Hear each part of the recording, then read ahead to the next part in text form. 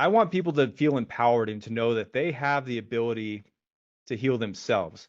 What we're doing is helping kickstart that process and facilitate it because sometimes we're so overrun with the environment and the stress of daily life that we need help getting into that state where we can heal ourselves. I want people to understand that we are magnificent beings and that we are so powerful. And there's a reason that we are hit from every single angle with all these programs, all these toxins, whether they are physical toxins or energetic toxins from EMFs and the gambit, like we are amazing, amazing creatures.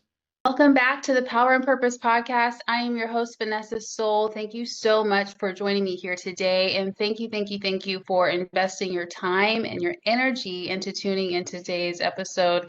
I greatly appreciate it. I'm super excited for today's guest. We have Randy Peterson. He is a spiritual and vibrational scientist, energy healer, and spiritual entrepreneur. Randy, thank you so much for being on the show today. Thanks so much for having me back, Vanessa. I'm so happy to be here. Yes, absolutely. I actually think you might be the first person for round two. What I an think, honor. yeah, What an honor. absolutely. Now that I'm sitting with that, yeah, I think you are. So that's amazing within itself. And for the signature question, who are you and who are you not? I love this question. I am a multidimensional being having a human experience. I am, as you mentioned, a spiritual and vibrational scientist. I'm a truth crusader. I am a builder of new earth, both literally and metaphorically speaking. I am not a conformist. I am not another cog in the wheel of the false matrix. That is amazing. And I love this question because it's so empowering, depending on our intention and how we can flow with it. So I love it. So how did you get into working with frequency and subtle energy? When did this start for you? Well, I'll give the Cliff Notes version because we talked about it on the last podcast, but it all started with a transformative trip down to Peru where I sat with ayahuasca for 4 ceremonies. Did the healing that I came there to do in that first round. And in an act of reciprocity, I asked the medicine, what is my path to servitude? Because the engineering job I was working for left me feeling drained and unfulfilled. And so I just sat there with an open heart and listened and heard the medicine tell me sacred geometry in multiples of 9. So that piqued my curiosity. And the first week we worked with ayahuasca. This was down in Spirit Quest in Peru. And the second week we were working with Wachuma. So in between those 2 weeks, I was searching for books on sacred geometry, and a book on biogeometry came up. Now, biogeometry is the science of nature's design language. It allows practitioners such as myself to directly test, measure, and apply the subtle energies that surround us all the time. And the main modality that system uses is shape, as the name implies. Bio meaning life, geometry meaning the study of shape. So the shapes of life. So in that training, I was introduced to a legend in the space of spiritual vibrational science. Many of your listeners are probably familiar, Dr. Robert J. Gilbert, who sadly passed away this past February, which makes my work feel that much more important, carrying on his legacy and his work. And I took the training on biogeometry with him. And also in that training, I learned about the device we talked about in my last appearance, the AMI 850. But the point of that training was the biogeometry. And so that got me into the subtle energy qualities and the way that shape and resonance are the foundations of working with subtle energy. And I've been doing it ever since. Amazing, amazing. So where does dense energy or dis-ease, disease, where does it start according to this type of perspective? That all depends on what someone is dealing with because we are so much more than our physical bodies. I don't have to tell you that, but for anyone who's just dipping their toe into this topic, We are made up of our physical bodies that we see, and then our energetic bodies, which is like um, even like an energetic or vital double or etheric double of our physical bodies. And then beyond that, we have our auras, which is a field of energy that expands approximately 6 feet out from our physical bodies. And that's where our thoughts and our emotions reside. And then beyond that, we also have our spiritual body, and we all emanate from the divine center of creation. And so, to answer your question, it could be a disturbance on any one of those levels of existence. Many times there is an emotional component to a disease. Sometimes it can be an entity attachment that is drawing life force from us and lodged in one of our chakras or somewhere else in our energy field. Yeah, okay, thank you for that. And what is life force energy? I feel like we, in the spiritual community and the conscious community, a lot of us, we use the term because we kind of get it, but I don't know if we've like thought about it in a detailed way. So what does like life force energy mean to you? I love that question, and it's an important one for this field of work. Life force energy is what would be described in Chinese medicine as qi or ki in the Japanese esoteric traditions, or prana in Ayurvedic medicine. The Greeks called it ether in their mystery school. Chi is or life force energy is the energetic quality that animates biological life and matter, and it is like the bridge between our perception of what's physical and the more subtle energy planes that are less dense. It's like the medium through which our spirits and these entities express themselves. So, from a quantum physics perspective, you can Nassim Haramein has actually mathematically demonstrated the existence of this chi or prana.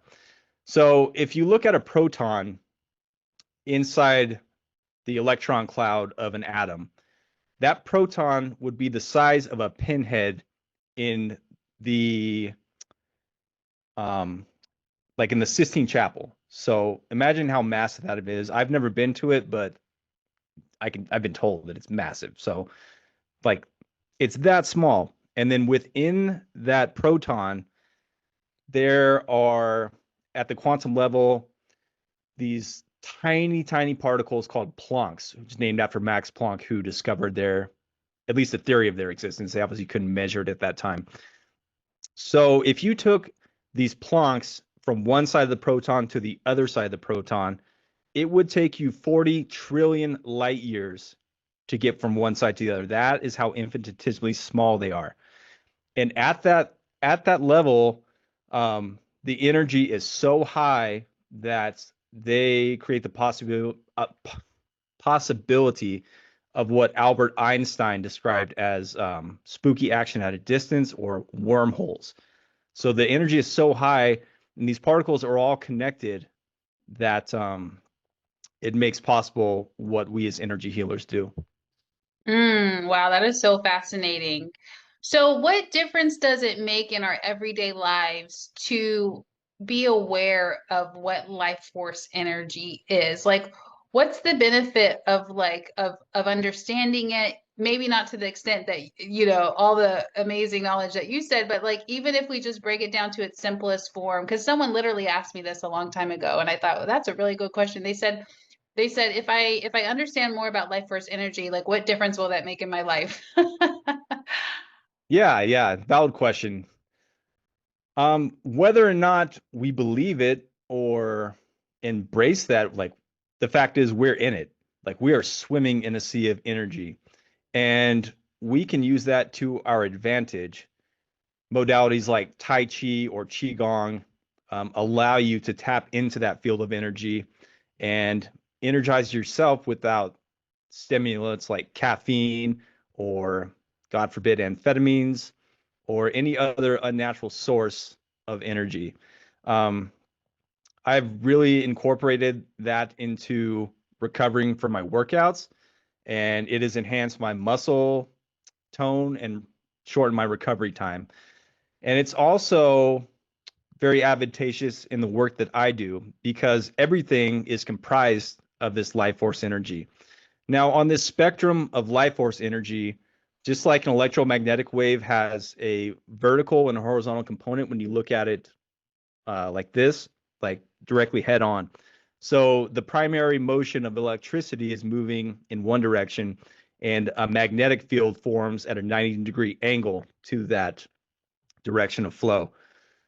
So similarly, there is a vertical and horizontal band of this universal life force spectrum. So the horizontal band tends to benefit biological life, and the vertical band tends to be detrimental to biological life. And they're both necessary for our physical reality because the vertical waves break down physical matter back into spirit, for lack of better terms. Problem we have right now in our society is that they are so out of balance that the vertical energy band is having deleterious effects on us. It's dampening our energy field. So this band is broken into 12 different components. There's some esoteric reasoning behind that, but to simplify it, they express themselves in shapes, angles, colors, sounds, proportions, etc. But the researchers who were discovering these bands in the early 1930s, late 1930s, they modeled it as colors because that's our primary sensory perception. So you've got the 7 colors of the visible band from red to violet, and then beyond that, infrared and ultraviolet, and black and white, which express themselves as physical colors, but it's more so related to the yin-yang polarity of our dualistic nature of this reality. And then the 12th band is a mysterious, powerful spiritual carrier wave that they named negative green because it is opposite of green on the spectrum. So if you picture green at the top of the circle, negative green is at the bottom of the circle. Now, vertical negative green is the vibrational quality that we measure with EMFs, Wi-Fi radiation, even detrimental thoughts and emotions. So to be able to directly test and measure what is emitting the most of that, using biogeometry and other modalities, we can either apply that opposite polarity of green or shapes like this called the space harmonizer, which is what we use in biogeometry. And this resonates with a 13th quality of the center. It literally manifests in the center of a circle.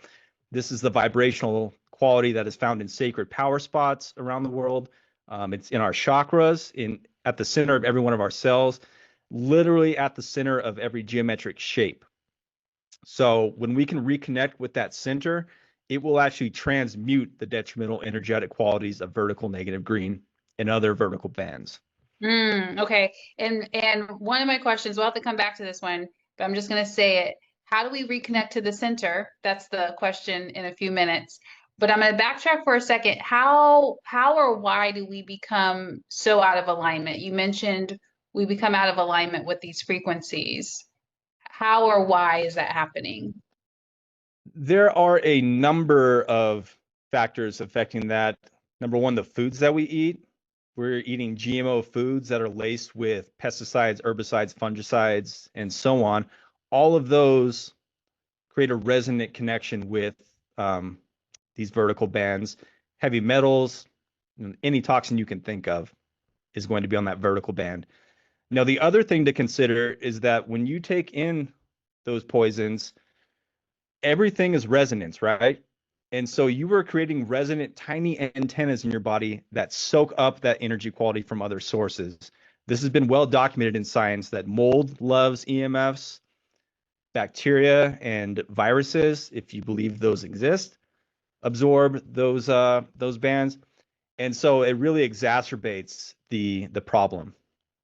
I feel like that's an important point. And I don't know if I understand that all the way. So the vertical band absorbs toxins like mold, bacteria, viruses. And then what happens? What's the cause of it absorbing it? Well, we kind of flipped that. So those heavy metals and bacteria and viruses, they have that quality innately in them. So like when you measure them with the pendulums that we use in vibrational radiesthesia, which is Latin for the detection of subtle energies, you detect that quality, and they just have a natural resonant connection with other sources of vertical negative green, like the EMFs and Wi-Fi radiation. Okay, and then what's the result of that? Because it absorbs those things, like how does that play out in our life, or how does that impact us because of that absorption? Or is it just it is what it is? No, great question. So when you are an antenna for these vertical bands, it goes back, it like dampens your energy field. It reduces your connection with your higher self and spirit. It's no coincidence that they are trying to dull our third eyes with fluoride, with aluminum, and Lord knows what else that we don't even know about. Okay. So that is my plea to people to spend the extra couple of dollars on organic food. Number one, it is much more nutrient dense, but energetically speaking, it is much more vital. And so that's going to raise your vitality in the process. Your body is a temple. You wouldn't build it with shit. Yeah, absolutely. So thanks for giving us the how, like how our energy fields are under attack, so to speak, or just, battling EMFs, the Wi-Fi in our home. I mean, some of it's just automatic environmental stuff because we're in the modern day world. And then my other question was, what are ways, I'm sure there's more than one, but what are ways that you work with, or maybe your favorite ways to recenter? First and foremost, always going back to the heart, because the heart is our portal to the divine. The Heart Math Institute has an exercise called heart breathing, where you're literally focusing your attention down on your heart. And as you inhale, you are breathing that prana, that life force into your heart and expanding that field. And that creates heart and brain coherence. Your brain and heart waves will literally start to match each other. And when you're in that state, that is where um, that peak flow state that people like to mention and get to, that is where you can calm and recenter yourself and tune into those important messages. Like forget about what you have to do later after work, or what happened last night with your spouse. The only moment we have is the present moment. Everything else is an illusion in our minds.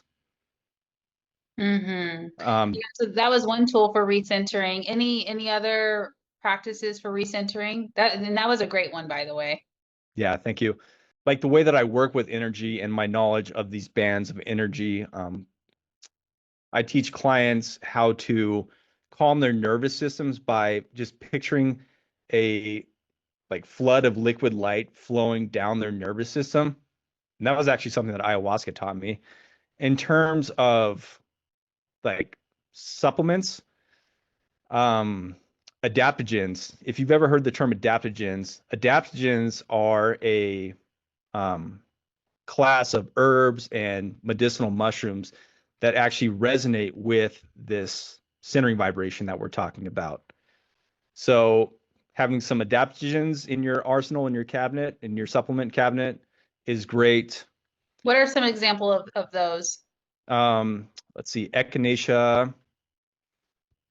I'm trying to um Is I'm selenium drawing a an blank right now. adaptogen? I just learned that selenium is so good for your third eye. Is that an adaptogen or is that something else?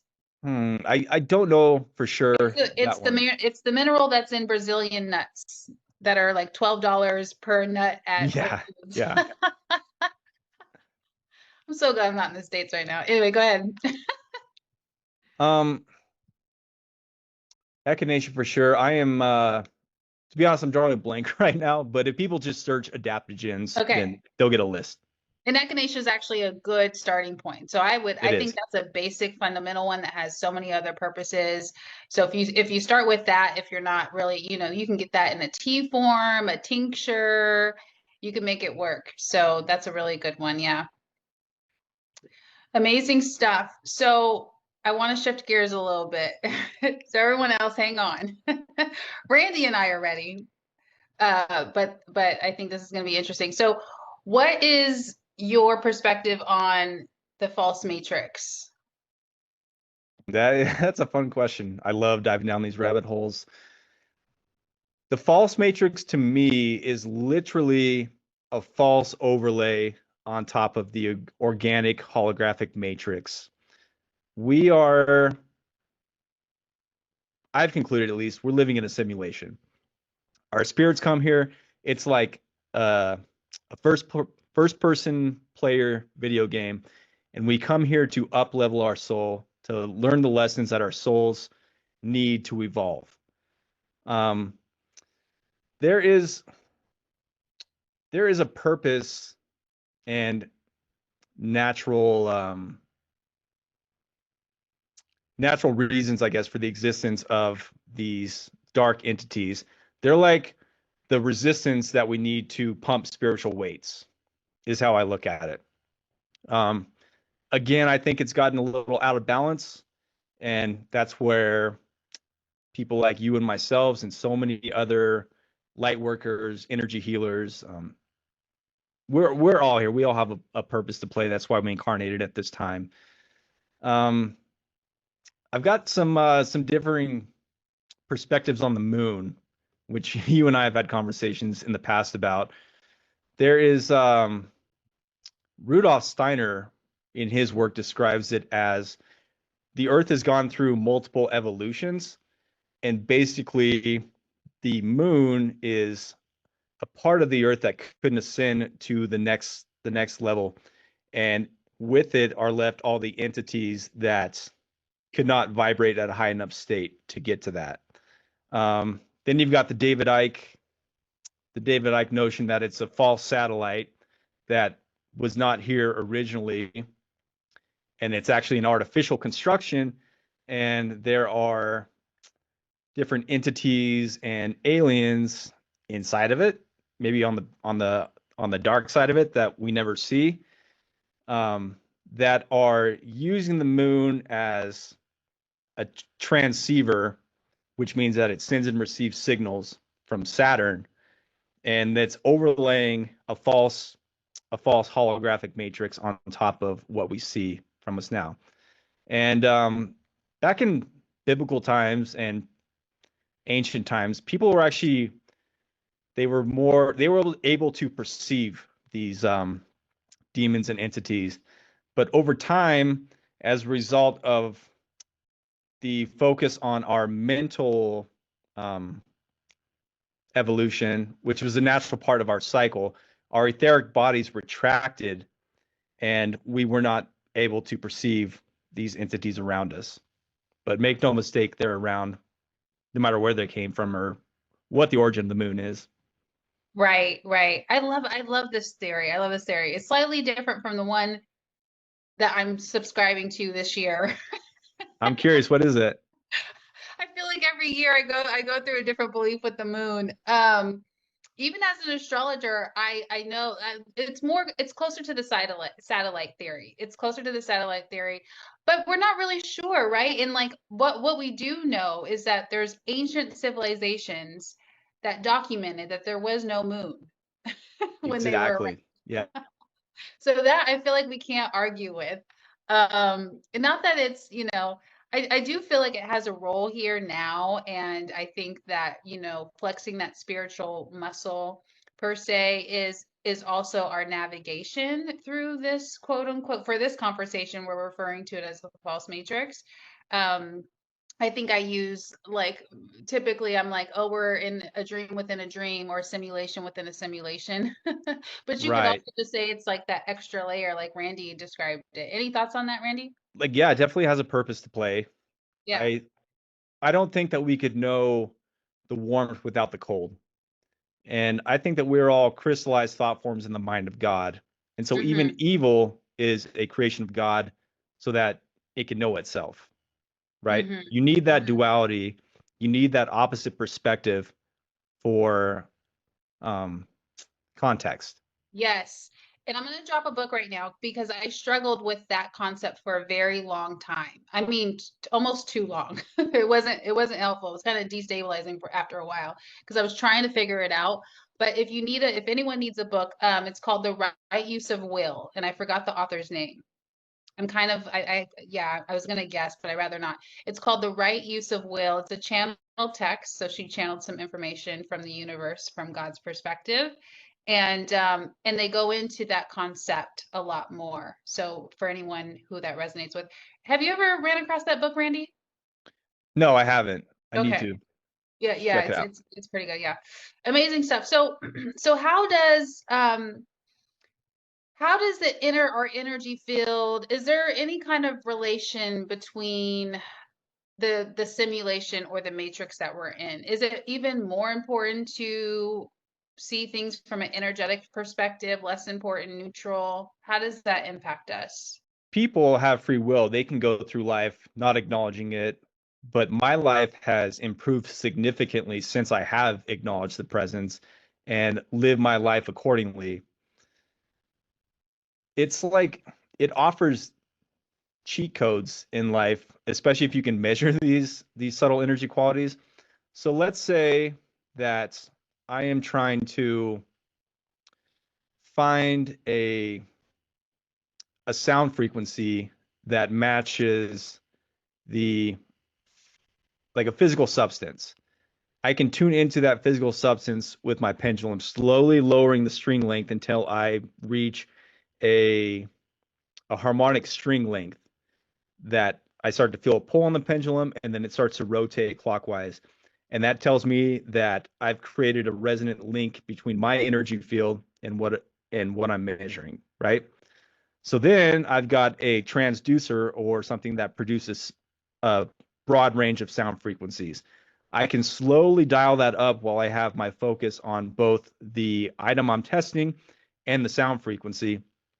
And when there's a resonant connection, then when I'm testing the transducer, I'll start to get that rotation again, which means that I've reached another harmonic of uh, of the energetic quality, the vibrational quality that is underlying both the sound and say it's a crystal. All of a sudden I'm locked in, and then I can use that tone for different applications. Sound medicine is so powerful. Do you also have like a recent client example or something that's an experience that's really significant that lays out exactly what you just mentioned? Well, I use this method, this vibrational radiesthesia, when I'm working with clients as a part of a way to test the before and after effects of whatever modality I'm using, whether it's cymotherapy or whether it is working with them energetically and working with this band of energy. So it allows me to detect imbalances in different organs in their body, or I even have a tool that allows me to measure imbalances on the higher planes of nature from energetic all the way up to spiritual. So it is really advantageous for that. And then I can test whether they should go pick up a certain supplement or whether they need to avoid certain foods that are causing this issue. Um, that you can literally Amazing. test anything and everything. Okay, because I was just gonna ask, can you test for entities or distortions in someone's, distortions in someone's field is in the form of an entity, not just an energy. Not with this Okay. particular, like it'll just pick up the energetic qualities. But if you Okay. get rid of that energetic quality that they resonate with, then there's no reason for them. They can't be there because they can't like attach to that energy field. Ah, So for the entities, that is where I go into like tuning into their energy field and scanning their body, and I can detect where those entities are at, and then I have protocols to remove them. okay. Yeah. Interesting. I did the same work, but I've never used sound or that method. Mine is all clairaudient and channeling and all the other things. So that's really interesting. So now with the cymotherapy, for anyone who hasn't heard our other conversation, what is cymotherapy? Cymotherapy, first of all, it's based off of the term cymatics, which was a term coined by a Swiss scientist and researcher, Hans Jenny, who was also into anthroposophy, which is Rudolf Steiner's spiritual science body of work. And so he was very much tuned into the subtle energies and extrasensory perception and so on. But his work was built on Ernest Chladni, who in the late 1700s discovered that if you ran a bow over a steel plate with like powder sprinkled on it or grains of sand, that it would create geometric patterns on that. So it is an example of how sound shapes physical matter. Now, when we think of sound, we think of what's in the audible range that we can perceive, but sound a wave that goes from 0 to infinity. So the subtle energies that I work with are actually sound waves, but outside of our field of perception.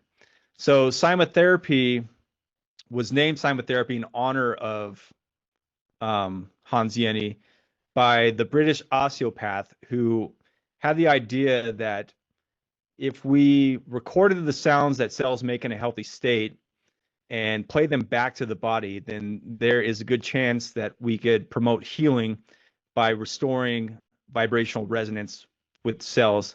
Because again, it goes back to getting out of balance. If you think of the way that one violin is out of tune in a symphony, like that's all you're going to hear. And oftentimes when these cells are not at their prime resonance state, or where they most readily absorb vibrations, that results in a pain signal in the body or a multitude of other complications. So what cymotherapy does is plays back audible sound frequencies that match the resonance of these healthy tissues and organs in the body. And it was designed to be used in person. It's got 20 pre-programmed 30-minute channels for specific areas of focus. So there's a channel for stress relief, musculoskeletal pain, inflammatory pain, and so on. So it has 2 water-based gel pads on the top of it, and users either put their feet on it or their hands, and then the sound codes travel through the meridian pathways via the acupressure points in your feet or hands and communicate with the cells that way. I primarily use it remotely, which is a stretch for a lot of people, but it's all, I mean, I've got the case studies to back it up, but the fact is your photograph has the same vibrational qualities on the spectrum of energy that we've been talking about all episode. And so through that field of energy, of life force energy, your photograph has a resonant connection with you, your physical body. It's an imprint. It is a snapshot of your vibrational field, even though it just looks like a picture, like, your physical image. It's Right. got, But does it have to be current, or is this any photo, like for me 10 years ago? current is good, but it's interesting. I've never tried this, but this is piquing my curiosity of like putting on someone's childhood photograph and working with them at that point in time, which time is just the construct of our limited perception of the infinite field of awareness and the way that we move through space and time. So that's interesting. I'm gonna have to try that. Yeah, yeah. I feel like Spirit's showing me like a thumbprint, like our blueprint is always the same throughout our whole entire life. Yeah, Even though our thumb will go through changes, the size, the wrinkles or lack thereof, even though all of that changes, that they're showing me that the thumbprint is the same. that's exactly right. As a matter of fact, that is one way that I can test people because, like you said, it has your vibrational signature. Now consider this: our bodies turn over every cell in our body every 7 years. Are you still the same person? You still have the same spiritual essence, but you don't have the same physical body. Yeah, yeah, that's so interesting. So interesting. So let's do an example, and maybe we'll mention the example of the time that you helped me with that cough that I had from being in an Airbnb that had mold, just so people can understand the work that we did. You used a picture, and we can go through a little bit of that process and what the result was. Yeah. So when I'm working with people remotely, again, I place their photograph on the device. And then we've had conversations before. They've given me notes in the Calendly booking link of what they're dealing with, or I test them vibrationally, or I tune in intuitively and figure out which of the channels will most support what they're dealing with. So in your case, that was mold exposure. So it was a no-brainer that we need to put you on the respiratory channel for respiratory support and to reduce inflammation. So I just placed your photograph on it, hit start, and that's really all there is to it. As long as someone is in a relaxed state, the more someone can focus on it and just set the intention of receiving those healing energies, the better the results. Yeah. And we were on a team call, I think before you did the session. And I don't, do you remember me coughing? Like, I remember how painful that cough was, but it was very noticeable. I was talking to the group. My voice was like going in and out. It was a struggle. It was a struggle to do like a Zoom call like this. And then, you know, I think I gave you the picture. You might have just used one off of my social media. I did, yeah. Okay, yeah. I You asked your know, permission first, but I was like, oh, hey, of I'm just course, yeah. throwing this out there. I've heard from people that have this device that it is possible to do remotely. Would you be interested in trying it? And you're like, yeah, let's go for it. And 30 minutes later, you felt much better. Right. And it's possible because the picture carries my vibration. And then he just did whatever he did on his own. I wasn't really like actively on the call, although I'm sure more, you know, clients can do that with you. That's probably like your procedure now. But within the same day, and I mean, I could have had more intention around it, but I was just busy. So, so I Right. didn't have intention around it. And I still felt a difference. Like the cough went down. I still had a little bit of detox symptoms like the next couple of days, or I felt like some mucus kind of like clearing out, but at least like the inflammation, the most painful part, or my voice being obstructed by whatever was happening in the respiratory, that was like lessened. So if it's that powerful off of something just like that, imagine for everyone else how this is like a new way.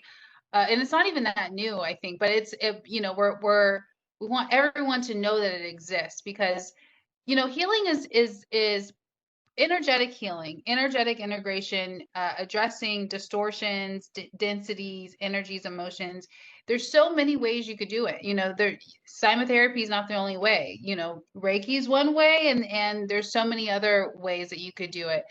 But this is a way that doesn't burn. I like this because it doesn't burn out the human. Like I feel like I got burnt out as as an energy healer, because, you know, also, you know, my method was working with the meridians, right? But like holding the intention on it a little bit more manually than just facilitating as a device that can use sound, to where the practitioner and the healer is not like burnt out every day doing 10 sessions a day, you know. And then also the receptivity, the result is more consistent and more deliverable for the person. Any thoughts on that? Yeah, you brought some great points. That's one reason that I love cymotherapy and remote cymotherapy. Number one, it's a great way for people who are skeptical about this kind of work to dip their toe into the water. And it's an awesome proof of concept. And to your second point, it is objective. Like the frequencies are what they are. They're not going to be affected by the state of the healer that day. You know, maybe they've had a bad day. Um, People don't realize how much like healers are going through behind the scenes. And we put on a you know, a face for our clients. We show up for our clients and we do the best that we possibly can, hopefully, if you're working with a good healer. But yeah, the tones are what they are. And they're backed by, at this point, like 60 years of research Yeah. between the original device when it was first being used in the 1960s, after 20 years of initial research detecting all of these tones, up until now, where it's being applied in the next generation of devices like the one that I use in my practice. And I'm all for us being more of a human being and less of a human doing. Like everyone has their phases. Like, yes, it is interesting and significant to be able to do healing work one-on-one with someone and actually be like more active in the process with whatever modality that is.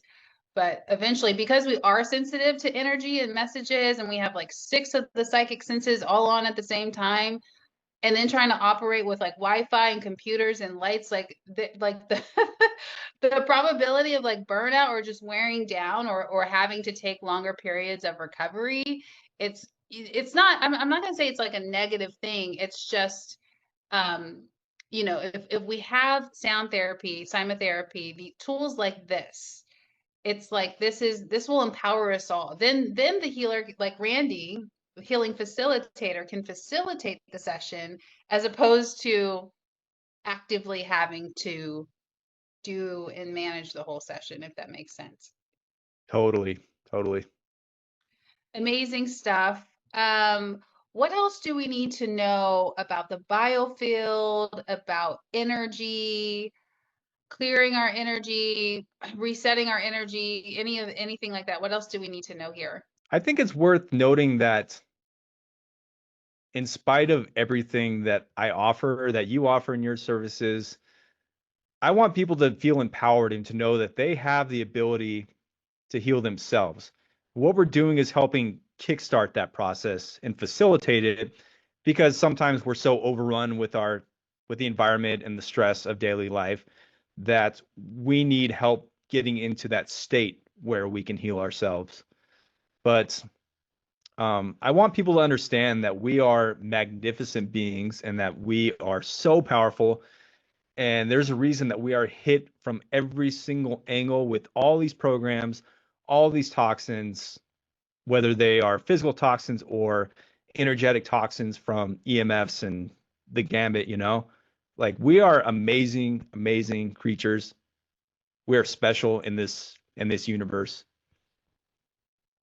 Beautiful, beautiful. And then something that's intuitively coming in on my side is, do you believe that the Earth's frequency is changing or rising in any significant ways? I do. I absolutely do. I think that the shift into 5D living in reality has already occurred, and right now we are in the recalibration phase. I had this vision the other day, and it really helped put it into perspective for me, and maybe some of your listeners will resonate too. But if you go watch videos of cymatics online, um, people now use like a frequency generator, and they've got like a steel plate attached to something that vibrates it or imparts the sound to the steel plate. And you'll always see that there's just like this chaotic energy. Everything's just like dancing and like you can't make anything out of it. And all of a sudden they hit the perfect pitch and you see this beautiful geometric pattern. And it starts out kind of simple. I think the first one you'll see is like four nodes on it. And then you keep dialing up the frequency and it starts to scramble again. And then all of a sudden you see like a little more complex one. And then that process keeps repeating. So right now, I think that the human collective is in like that scrambling phase, and we are getting close to hitting another harmonic of a beautiful geometric pattern. So I think that's where we're headed, and I just want everybody to hang in there because we're all going through it right now. Yeah, and beautifully said. And I feel like that message has been coming in as well. Like a lot of people have more sensitivities, or the nervous system itself is more sensitive, and it's a calling, right? It's an initiation to raise our frequency even more than then you might already be eating healthy, you might already be eating organic, but you still eat your vegan burrito or high protein burrito in a aluminum wrap. Like, there's still changes to make, and like try not to get wrapped up in perfection. That's not what I'm saying, but Randy and I are just talking about, like, I feel like we both understand that the Earth's frequency is shifting and changing, and we're being asked to match that and vibrate with it. You'll just receive less, or there'll be less resistance in your physical body and your energetic health and all the things, if we're aligning, like we're progressing and evolving with the Earth, because she's definitely shifting her frequency as well. Beautifully stated. And I would also like to emphasize, you know, like the physical things, the eating healthy, the exercising, the grounding, that is also important. But to really match that frequency, we also have to elevate our thoughts, feelings, and actions as well. Just kind of leave it at that, I guess. Yeah, so beautiful, so beautiful. Thank you.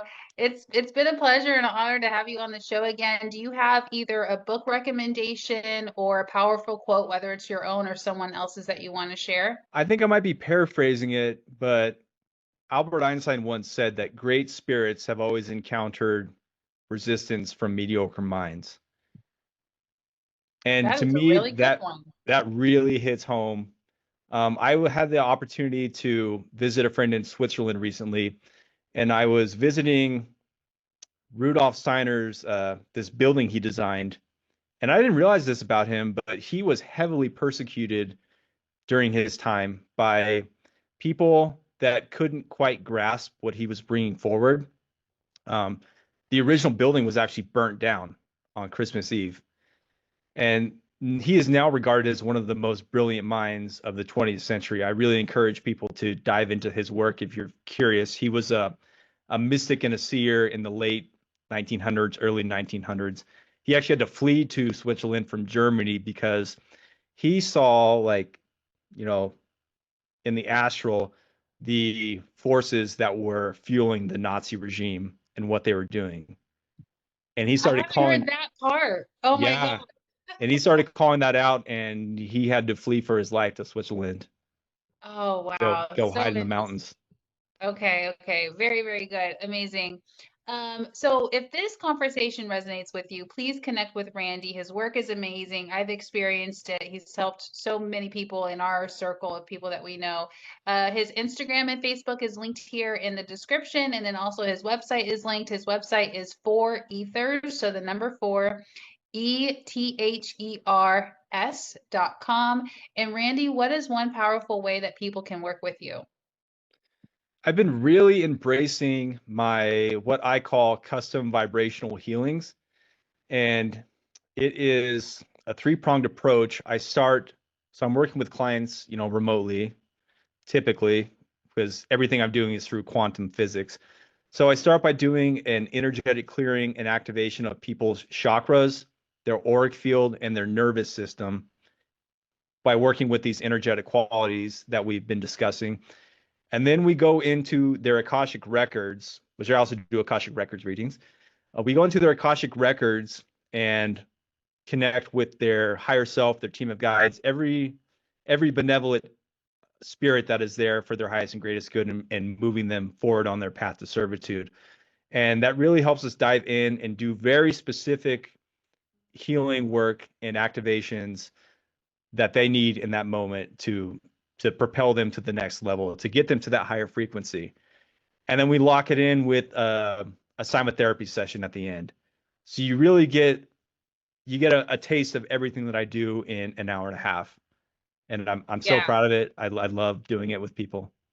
And it's comprehensive. I'm Yes. so glad you answered the call to put those things together in one session. That is so powerful. So if this session or if this conversation was impactful, if you loved it, please share this episode with a friend.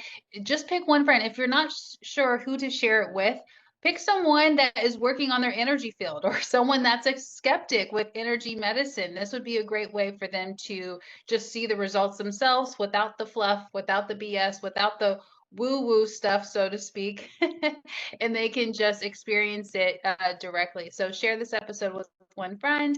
Namaste, everyone. Have a great day.